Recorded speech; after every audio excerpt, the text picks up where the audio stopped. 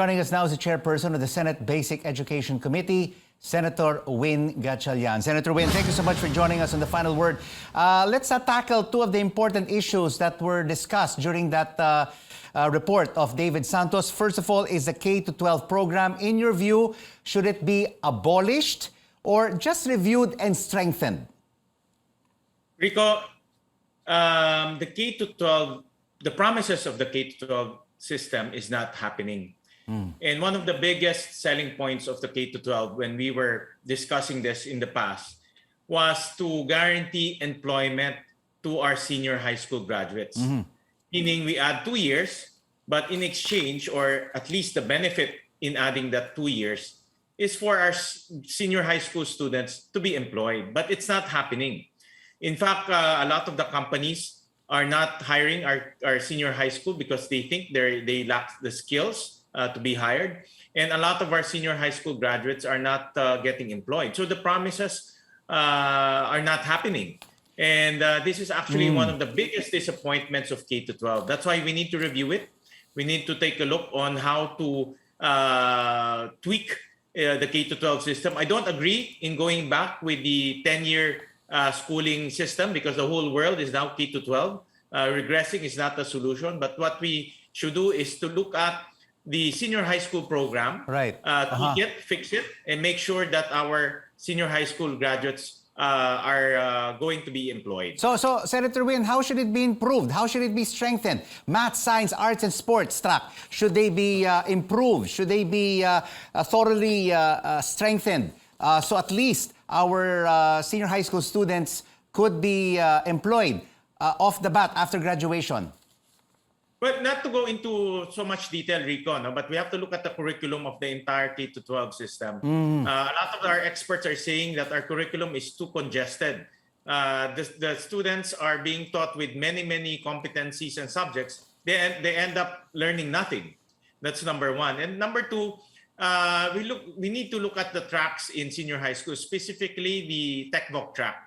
The TechVoc track is designed to give additional skills to our senior high school students, giving them NC1 and NC2 certification. But are those skills needed by the industry? And is the training being given to the senior high school students enough in terms of time and in terms of technology? So these are the things that we need to look at. Of course, K-12 is much more than that. But my top two issues that we have to look at is number one, the senior high school programs, specifically the TechVoc track, and then number two, the curriculum itself. What about mandatory ROTC for students 18 years and above, particularly in colleges and universities? Do you agree with the incoming Secretary of Education that this should be put in place? Rico, I actually filed a bill to reinstate ROTC in our basic education system. And my belief is military training gives our students additional skills in terms of, for example, disaster response, in terms of responding to calamities, and also other accidents. We need to give our senior high school students additional skills. Military training doesn't mean that we want them to go to war, but the discipline, the love for country, and especially the skills that we can give them will enable them to respond to the time. Especially our country is one of the most vulnerable countries in terms of disasters. So, Senator Win, in your view, how soon should this be put in place? How soon should it be reinstated? But Rico, we need to design the mandatory ROTC around the academics of our students. We have to make sure that our students are not overburdened also with a lot of activities. Like I mentioned earlier, one of the biggest complaints of our experts is our curriculum is too congested. So we need to give our students time to study. So in short, I'm leaving this to the discussion in the Senate as to how to design the ROTC. When we bring back ROTC, how to design properly. But in short, my thoughts on ROTC, it gives additional skills to our students that will enable them to respond to the times. Okay, let's talk about teachers' pay briefly. They're clamoring for a pay hike. Currently, the entry level for teachers in public schools is salary grade 11 or 25,000.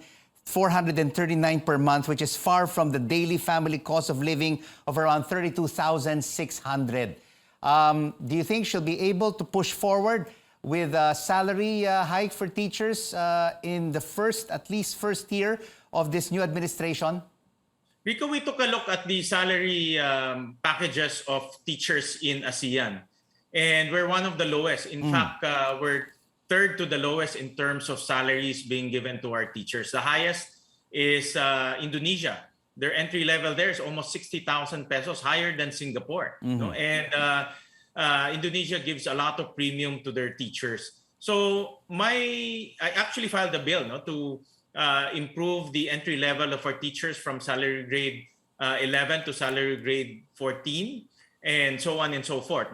Improve the salary grade of the other teacher levels. At the same time, I also filed a bill to add a few more teacher levels so that there will be promotion. For example, teacher 6, teacher 7, and teacher 8. So there'll be promotion also. So in short, I agree that we should increase teacher salary, at least not third to the last in ASEAN, but at least in the median level of salary levels in ASEAN. We do hope that your bills will be implemented sooner rather than later so teachers can benefit from these higher salaries. Thank you so much for joining us, Senator Win Gatchalian, Chairperson of the Basic Education Committee.